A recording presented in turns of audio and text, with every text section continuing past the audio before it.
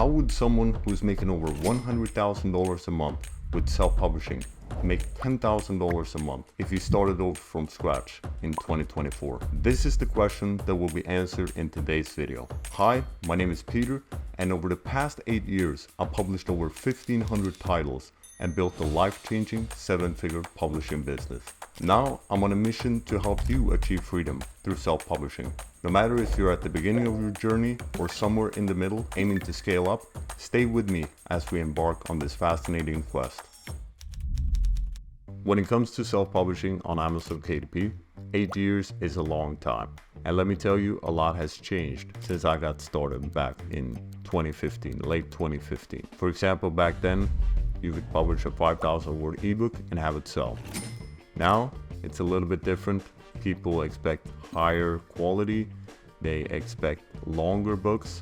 However, we got access to a lot more tools and valuable resources and videos, so it is a lot easier in many regards as well.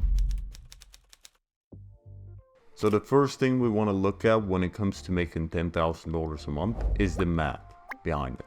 So I would say that you want around 100 books and each making an average of $100 per month. Of course, some books will make less, some will make more. You might have one that makes $20 a month.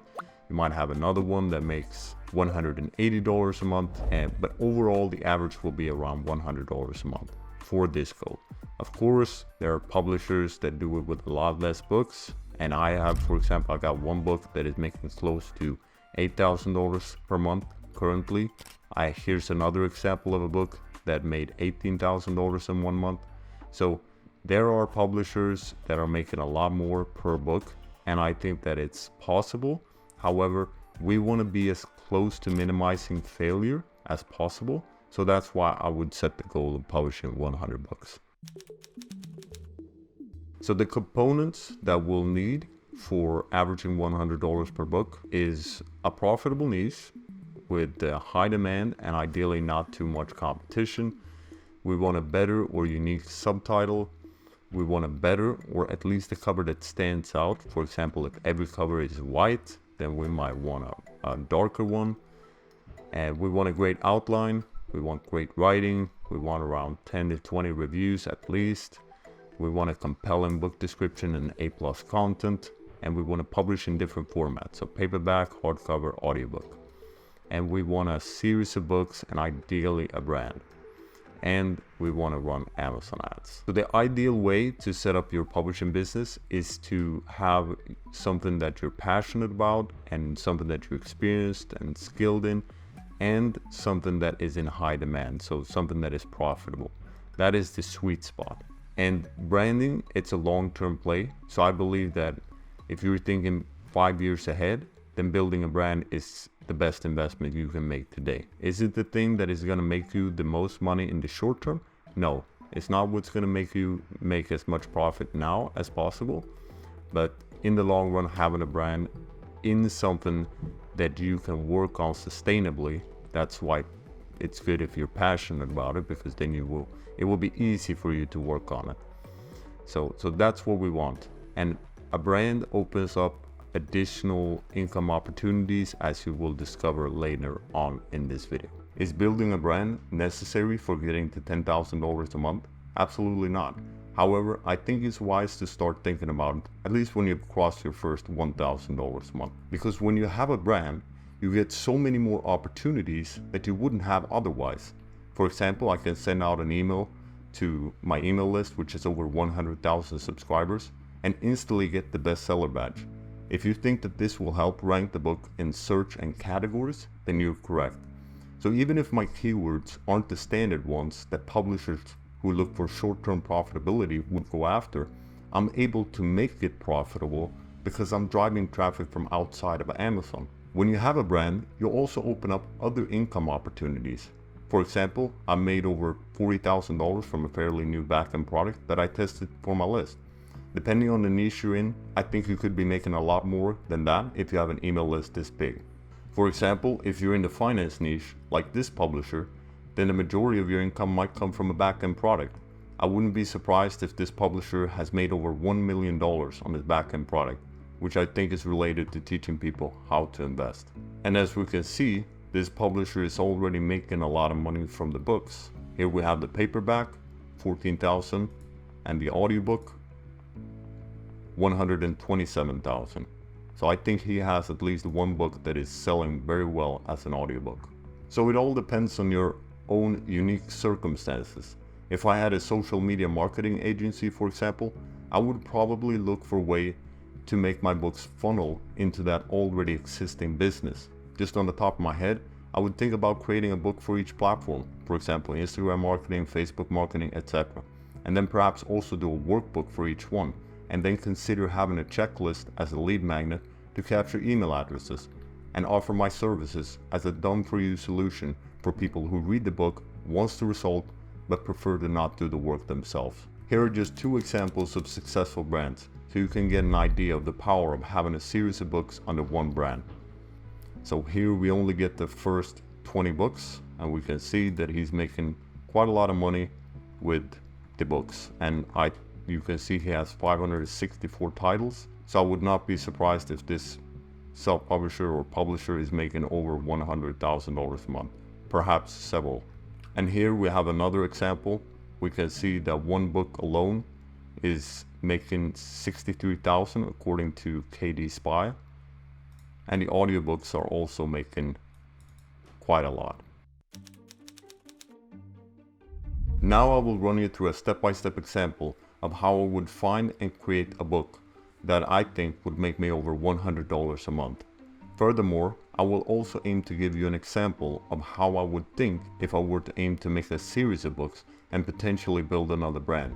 Make sure you stay with me because I will reveal a niche with books making over $50,000 a month according to KDP. The first thing we want to do is go to Amazon.com and the bestseller list. For the sake of demonstration, let's imagine that I'm passionate about helping the next generation because they are the ones that will create our future. So we go into the children's books category on Amazon. Here we will start to see a lot of keywords in different book titles. I would now start to write down every keyword that I can spot in a separate Word document as I scroll through the bestseller list. I would aim to create a list of at least 20 keywords before I start analyzing. I would avoid potentially risky subjects. For example, I don't think it's the best idea to make books about people without their permission. I will also avoid anything that I might think is trademarked. Now we have a list of 20 keywords to analyze. My first thought when I search bedtime stories for kids is that there are over 50,000 results, which is a lot. If I were to go after this keyword in the beginning, I would try to niche down further. For example, what if we search for Bible bedtime stories for kids? Then we only get 10,000 results. Plus, the top books seem to be selling well, as you can see on KDP. So I'll put this keyword as a maybe, depending on if we can find more books that are of a similar nature that we can either bundle together or build a series of books. The second keyword, inspirational baseball stories for young readers, seem a lot more interesting to me because the amount of results are much less. We only see 335 results. I can also see another potential variation of this keyword, which we could target for a second book and then bundle that book with this book, so we get 3 books but we only pay for 1. The second keyword would be baseball short stories for kids. I also see good potential in having people buy this one as an audiobook, which is always a plus. We could also branch out at a later point and make the Bible stories for kids. So perhaps our brand will focus on inspiration books for kids with the mission of instilling a success mindset in the kids early on so we can set them up for a prosperous life. I can see how parents would buy into that, since many of them are willing to pay a lot for the well-being of their kids. Now it's time to create a subtitle for this book that we'll make. Since our brand will be focused on giving children a success mindset, I think it would be wise to emphasize the fact that they will learn something important from these books. So including the words life lessons would be in accordance with our brands. Unforgettable seems to be a good word to use because we want the kids to remember the stories and the life lessons. However, we don't want to be a copycat, so we'll go with the word memorable instead. We want this book to be applicable for the kids when they're playing and when they're not. So including words on and off the field would make sense. Then we get a title and subtitle like this one. Inspirational baseball stories for young readers. Memorable tales and life lessons of empowerment on and off the field for the next generation of champions. This will be our first book that should be making at least $100 a month in income on average.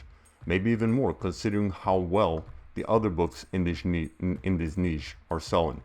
And once we get a series of books, we can start to get a snowball effect where the sales of the other books lead to more sales of this book. Now it's time to create an outline / instructions and chapter names for the writer.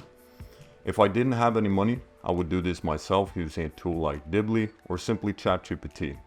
What we want to do is research our competitors' books and look at their table of contents to get ideas for our own table of contents. We might also read the description to see the angle that the competitors' books are taking. Lastly, we want to check the reviews of the competing books. We look at what the readers liked and what they disliked about the book, and we aim to do more of what they liked and avoid the things they didn't like for our own book. Here we can see that the reader complains that it wasn't proofread. I would simply hire someone to make the outline for me because I want to work on the business instead of in it.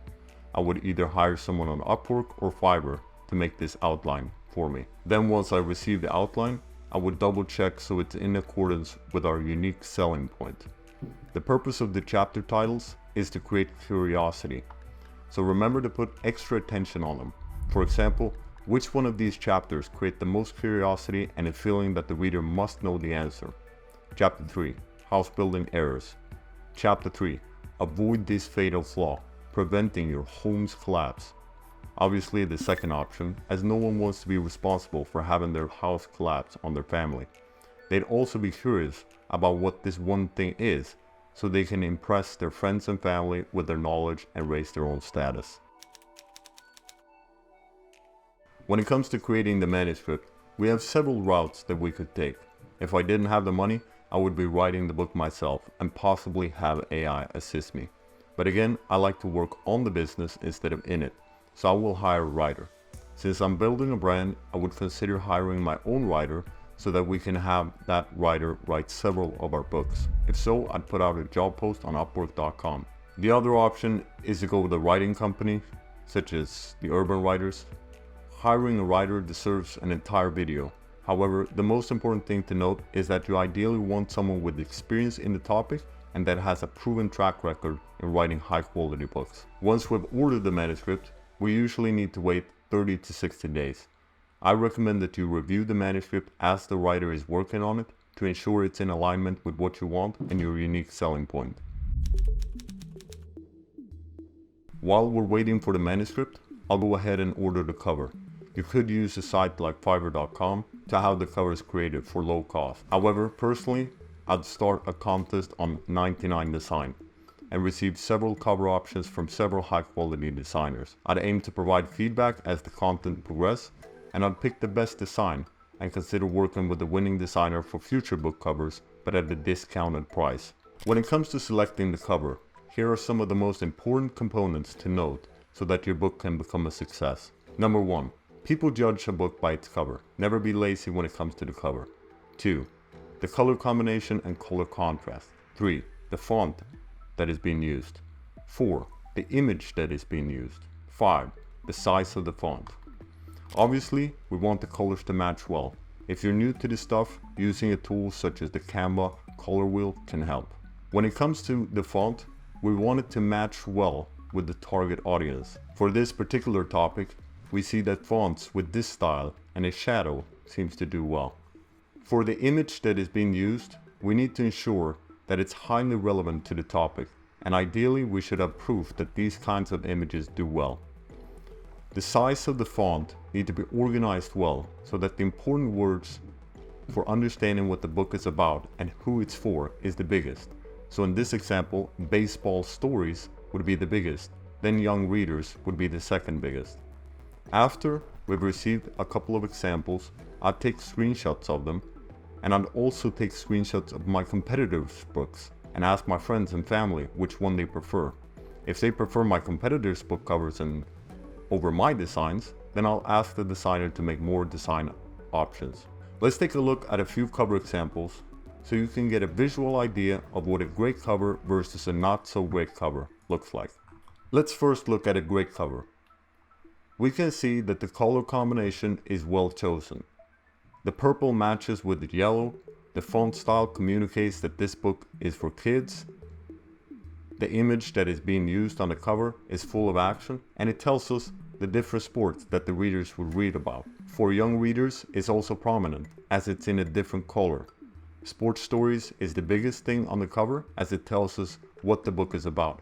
And young readers stands out as well, because it's in a different color. The cover also gives us a 3D feeling, and it has a lot of details to it. Now let's look at two not so great covers, and spot the immediate errors which I think could lead to these books performing poorly.